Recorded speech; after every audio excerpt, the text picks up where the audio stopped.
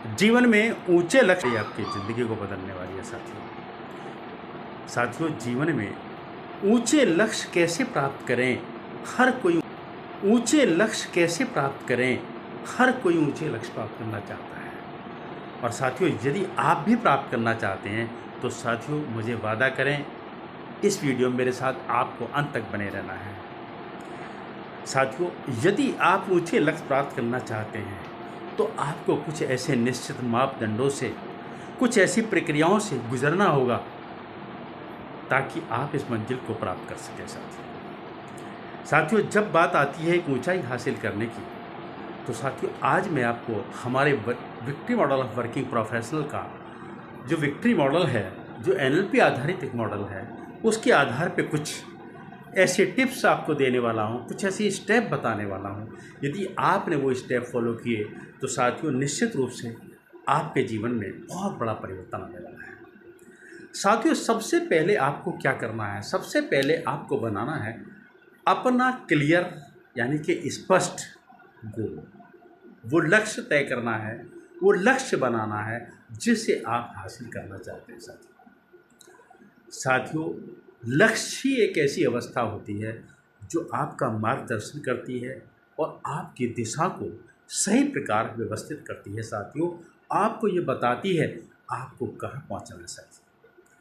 और साथियों, यदि आपने अपना लक्ष्य तय नहीं किया, आपने अपने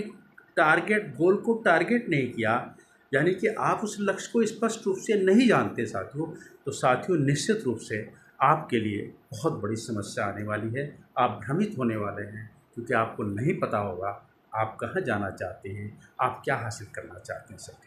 तो साथियों, उस ऊंचाई का हासिल करने का आपका एक निश्चित लक्ष्य होना चाहिए। उस लक्ष्य को पहले आप तैयार करें, उसे मानें, और वो इतना स्पष्ट होना चाहिए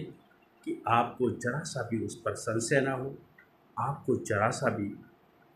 ये ना हो कि मैं ऐसा करूं अथवा वैसा करूं, मैं यहाँ पहुँचूँ अथवा वहाँ पहुँचूँ। वो बिल्कुल ही स्पष्ट होना चाहिए, मेजरेबल होना चाहिए, टाइम बाउंड होना चाहिए और बिल्कुल स्पेसिफिक होना चाहिए। और साथियों, दूसरा काम आपको क्या करना है कि आपको अपनी मानसिकता को, आपको अपने ब्रेन को एक पॉजिटिव एटीट्यूड के साथ, उसके साथ जोड़ना है। साथियों, पॉजिटिव एटीट्यूड अथवा सकारात्मक दृष्टिकोण हमारे लिए इतना महत्वपूर्ण है कि यदि आपने जरा सी भी नेगेटिविटी रखी अथवा नकारात्मक दृष्टिकोण अपना लिया अथवा नकारात्मक आपकी विचारों की थॉट अगर आ गए, या आपने नकारात्मक जरा सा भी कहीं पर टारगेट कर दिया, तो निश्चित रूप से आपकी एनर्जी भी नकारात्मक की तरफ जाने वाली है। यानी कि पॉजिटिविटी जो मिलती अथवा आपको जो उसको लक्ष्य को हासिल करने के लिए जो आपको सकारात्मक ऊर्जा मिलती, साथियों वो आपकी रुक जाती है। क्योंकि सकारात्मक मानसिकता ही आपको वो एनर्जी देती है, वो ऊर्जा देती है, जिसके कारण, जिसकी सहायता से आप एक बहुत बड़ी मंजिल को हासिल करते हैं साथियों, अथवा वहाँ तक आप पहुँच पाते हैं साथियों। यानी कि यदि आपने नेगेटिव दृष्टिकोण अपनाया अथवा नकारात्मक सोच आपने अपनी बना ली साथियों, तो साथियों निश्चित रूप से वो आपकी नकारात्मक ऊर्जा आपको देगी और नकारात्मक ऊर्जा से आप अपनी किसी भी मंजिल को आप हासिल नहीं कर सकते साथियों। और साथियों, तीसरा काम आपको करना है, क्योंकि जब आप किसी लक्ष्य के लिए आगे बढ़ते हैं तो साथियों आपको अपने विचारों को साझा करना पड़ता है, दूसरे के विचारों को, दूसरे की सलाह को सुनना पड़ता है। यानी कि कुछ लोगों के बीच में आपके संवादों का आदान प्रदान होता है, विचारों का आदान प्रदान होता है साथियों। और यदि उसके लिए आपको अपनी कम्युनिकेशन स्किल यानी कि संवाद कौशलता में आपको निपुण होना होगा, एक्सपर्ट बनना होगा, और आपको बेहतर कम्युनिकेशन करने का कुछ टिप्स सीखनी होंगी साथियों। और साथियों, अगर आप बेहतर कम्युनिकेशन सीखना चाहते हैं अथवा बेहतर कम्युनिकेट करना चाहते हैं, तो साथियों उसका सबसे सरल उपाय है आप अधिक से अधिक गहराई से, शांत भाव से लोगों को सुनना सीखें। साथियों फिर ध्यान दें, अगर आप अपने कम्युनिकेशन को बेहतर करना चाहते हैं तो आपको लोगों को सुनने के लिए एक बेहतर लिसनर बनना पड़ेगा, यानी कि आपको सुनने के लायक बनना होगा साथियों। क्योंकि यदि आप लोगों को सुनेंगे,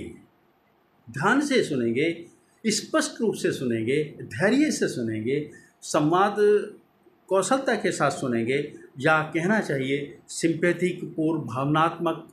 अपनी संवेदनाओं के साथ सुनेंगे, साथियों निश्चित रूप से आप उनको उतना ही अधिक समझ पाएंगे।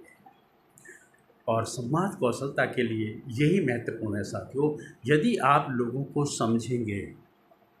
तभी तो आप लोगों का प्रत्युत्तर दे सकते हैं, लोगों के विषय में समझ सकते हैं, लोगों को अपने विचारों से अवगत करा सकते हैं, अथवा अपनी धारणाओं से, अपने विचारों से उनसे सहमति व्यक्त करा सकते हैं साथियों। और साथियों अगला स्टेप आपको करना है जिसे हम कहते हैं सेल्फ मैनेजमेंट साथियों सेल्फ मैनेजमेंट यानी कि अपना प्रबंधन करना। साथियों आप ध्यान दें,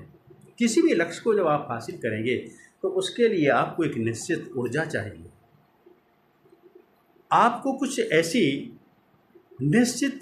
टिप्स चाहिए, ऐसे कुछ मार्गदर्शन चाहिए, ऐसी कुछ एनर्जी लेवल चाहिए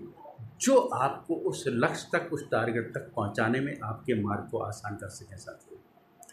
और साथियों यदि आपको अपने को एक ऊर्जा स्रोत बनाना है, बेहतर स्रोत बनाना है, यानी कि आपके अंदर वो ऊर्जा हो,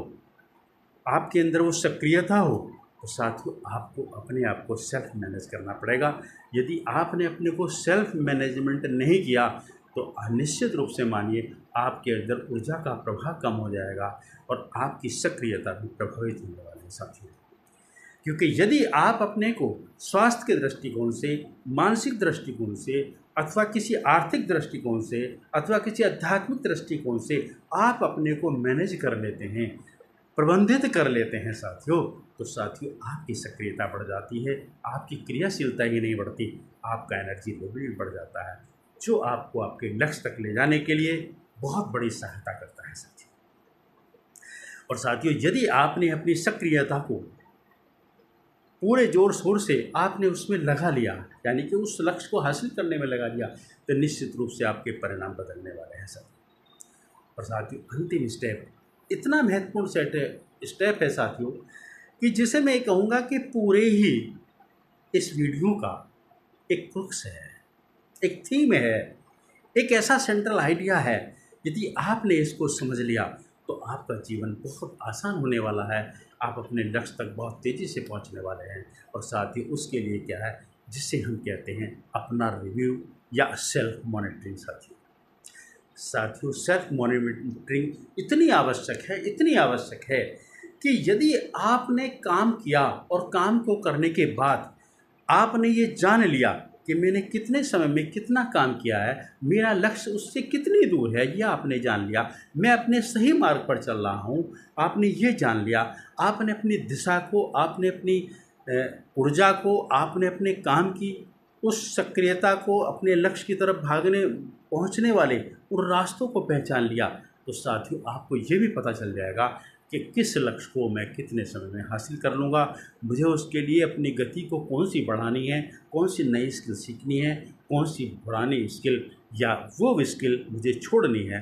जो मेरे कार्य को प्रभावित कर रही है अथवा मुझे लक्ष्य तक पहुंचाने में परेशान कर रही है साथियों। तो साथी इसके लिए आपको अपनी सेल्फ मॉनिटरिंग करनी होगी। सेल्फ मॉनिटरिंग साथियों इतनी आवश्यक है, यदि आपको ये पता चल गया कितने समय में कितना लक्ष्य मैं हासिल कर सकता हूँ,